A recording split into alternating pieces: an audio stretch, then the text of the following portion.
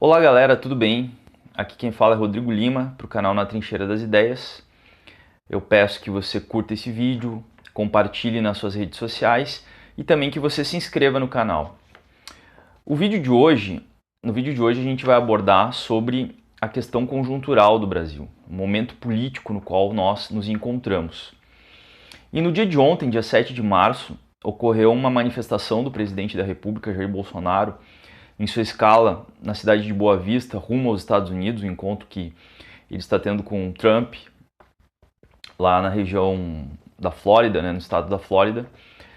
E nessa escala em Boa Vista, o Bolsonaro rasgou o véu em relação à sua participação e à sua articulação em relação aos atos que ocorrerão no dia 15 de março, atos estes que estão sendo convocados pela extrema-direita e que visam como principal foco o fechamento do Congresso e o fechamento do STF. Essa é a pauta central dessas mobilizações.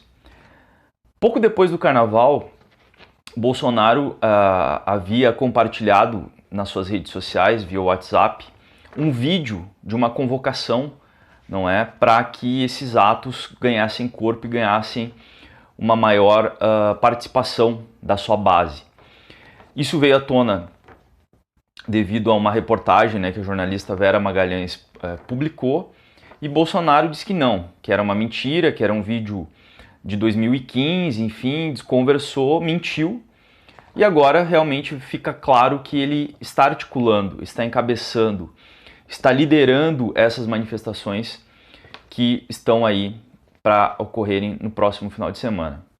A grande questão que fica é a seguinte: está em curso um golpe de Estado? Bolsonaro efetivamente planeja uma ruptura institucional que vise fechar o Congresso, fechar o STF e criar uma nova institucionalidade, uma nova referência no sentido da organização política, mudança de regime político no Brasil? Essa é uma das grandes questões que vem sendo pautadas nas últimas semanas, e é óbvio que isso tem que ser analisado com muito cuidado e com uma análise bastante intensa desse processo, porque efetivamente Bolsonaro é uma figura que historicamente sempre defendeu regimes autoritários, é um ferrenho defensor dos anos da ditadura militar no Brasil, do regime militar. Ele foi eleito com um discurso antissistema, mesmo sendo um deputado federal que ficou durante 28 anos no Congresso, na Câmara dos Deputados, mas ele conseguiu se vender como uma figura antissistema, quando a gente sabe que ele se organizou e se constituiu dentro do sistema político brasileiro, e ele conseguiu difundir essa sua figura e ganhou muitos adeptos, muitos eleitores foram na onda Bolsonaro, principalmente no sentido de que era o cara que viria mudar tudo, acabar com o sistema, não é? E esse acabar com o sistema efetivamente é uma das pautas do bolsonarismo, efetivamente é destruir,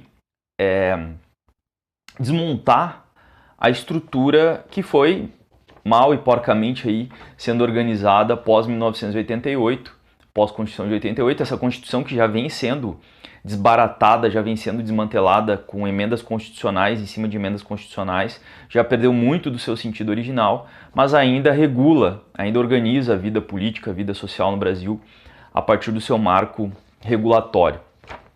Bolsonaro tem essa finalidade, Bolsonaro tem esse projeto político. A grande questão são as condições para que ele venha a fazer isso, né? Quando o Bolsonaro foi eleito, houve uma certa leitura de setores, principalmente da direita, da direita liberal, vamos dizer assim, ou da direita tradicional também, de que o Bolsonaro seria possível, de você regular Bolsonaro, controlar Bolsonaro, e ele seguiria as regras institucionais, seguiria o jogo político. E o que vem se demonstrando é que Bolsonaro está construindo a sua agenda, está construindo movimentações no sentido de uma ruptura do sistema. A grande questão é até que ponto ele conseguirá ter força para fazer isso. E ele vem testando os limites institucionais, já vem fazendo isso muito antes. E todos os testes que o Bolsonaro fez, inclusive antes da eleição, na própria eleição, ele foi tendo sucesso, né? Ele foi sendo tolerado pelas instituições, STF, o Tribunal Superior Eleitoral, o Ministério Público, foram dando guarida para que o Bolsonaro fosse avançando passo a passo e ganhando, não é, espaço e a dimensão que ele acabou conseguindo. E ele vem fazendo testes, né? Quando se cogitou o AI-5, o filho dele largou isso, o general Heleno reforçou, Paulo Guedes falou depois sobre isso. Ele estava vendo como é que a mídia, como é que a população, como é que a sociedade civil reagiria em relação a essa pauta. Quando ele faz esse chamado às manifestações do dia 15, novamente ele está testando os limites dessas instituições. A resposta institucional, através de Rodrigo Maia, Alcolumbre, o próprio STF, o Toffoli, foram ridículas. Bolsonaro ali verificou que efetivamente ele tem campo, tem margem, porque não houve nenhuma restrição, não houve nenhuma ameaça, inclusive, de que ele possa responder a um processo de impeachment na Câmara. Ele já teria motivos para isso. Crimes de responsabilidade ele já cometeu com essas atitudes que ele vem desenvolvendo como uma afronta direta às outras instituições, mesmo no campo das instituições burguesas. E nós vamos ver onde que isso vai chegar. Bom, dentro do contexto do governo Bolsonaro, ele vem vivendo uma crise, não é, uma crise econômica, na qual os resultados esperados da sua política econômica via Paulo Guedes não estão surtindo resultado. O PIB divulgado recentemente ficou muito aquém das previsões do governo, 1,1%, abaixo inclusive do que foi o crescimento observado no período do governo Temer, que já foi um crescimento muito pequeno, uma estagnação, nós vivemos um processo de estagnação econômica. A alta do dólar vem pressionando também o governo Bolsonaro. E fora todo o contexto social de aumento da pobreza, né, os cortes aí no Bolsa Família, né, toda a crise, a fila do INSS, o desemprego que não baixa, não reduz de forma significativa, a informalidade batendo recorde. Então esse cenário vai pressionando o Bolsonaro a tomar atitudes que ele entende como saídas para essa crise que ele está vivendo. E fora isso, nós temos perspectivas muito negativas para a economia nesse ano. Há uma crise internacional, né, que já vem sendo apontada aí por alguns especialistas, inclusive alguns sinalizam que podemos viver ou podemos estar próximo de uma crise maior do que a que foi de 2008. Há o fator coronavírus, que vem também travando a economia mundial, principalmente a economia chinesa, mas já vem ganhando dimensões globais e afeta o Brasil, afetará o Brasil. Então Bolsonaro precisa criar alguma saída, alguma válvula de escape para que ele se mantenha com legitimidade ou com um certo respaldo social e institucional para o seu governo. E a saída que ele vem encontrando, a saída que ele vem apontando é a saída de ruptura institucional.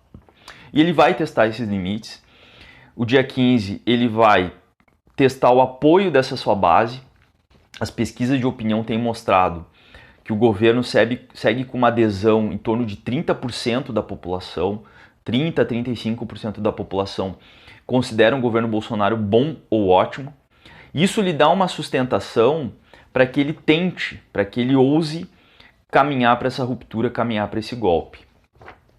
E a gente precisa tomar bastante cuidado e ter bastante atenção em relação às movimentações que vêm acontecendo.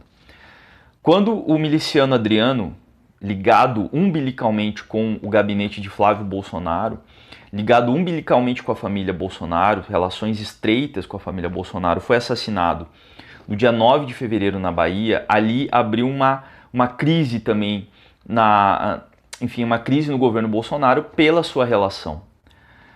E isso ocorreu, o assassinato do miliciano Adriano ocorreu na Bahia, que é um estado governado pelo PT, numa ação da Polícia Militar local com articulações com a Polícia Civil do Rio de Janeiro.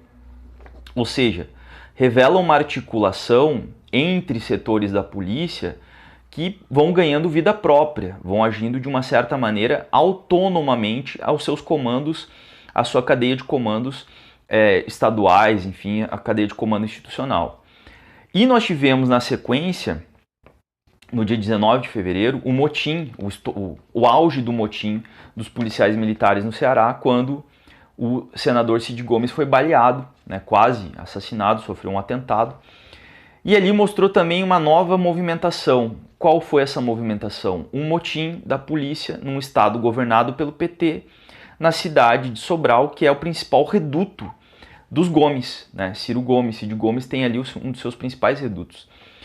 Parece que é uma espécie de um teste da força que esses setores dentro da polícia de extrema-direita têm de agir, a revelia dos comandos, a revelia das instituições, movimentando o cenário político, movimentando o tabuleiro político do país. E efetivamente isso aconteceu, o que revela que é uma articulação, revela que há uma rede já se estruturando, que já perpassou as fronteiras do Rio de Janeiro e vem ganhando uma dimensão nacional. E quando o Moro vai ao Ceará e diz que a situação está normal, que não há problema, que o policial tem que ser tratado de uma maneira diferente, ele não pode ser tratado como um criminoso. E quando o diretor da Força Nacional de Segurança, Aginaldo de Oliveira, faz um discurso para os PMs revoltosos, lá os PMs amotinados, de que eles eram heróis gigantes da pátria, eles estavam ali certificando essas ações, eles estavam ali validando essas ações de descumprimento ou de ruptura que esses setores da Polícia Militar vêm fazendo e dando um sinal para que outras movimentações ocorram em outros estados do país. Ou seja, há uma articulação muito direta entre o governo federal e essas organizações, essas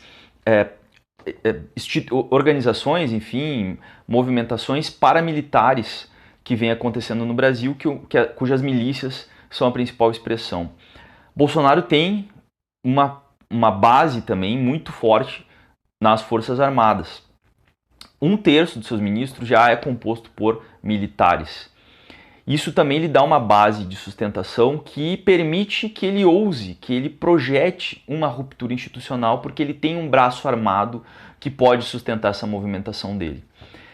E além disso, nós não podemos desconsiderar que há um amplo setor da sociedade que, com a flexibilização da legislação sobre o armamento no país e com um disparo aí, com uma disparada da compra e das licenças para o porte de armas e da compra de armamentos, tem um setor importante da população, muitos deles base do bolsonarismo, que estão armados, estão se armando.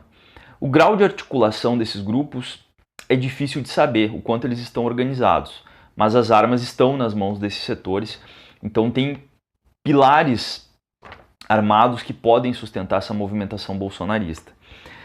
E para a gente encerrar aqui, eu trago uma contribuição do Mauro Iasi, que tem escrito muito sobre a conjuntura, tem elaborado muito sobre a conjuntura, e no final do ano passado, logo após a saída do Lula da prisão, ele escreveu um artigo que está no blog da Boitempo, enfim, outros sites também reproduziram, cujo título é Lula livre, 3 cenários e uma suspeita.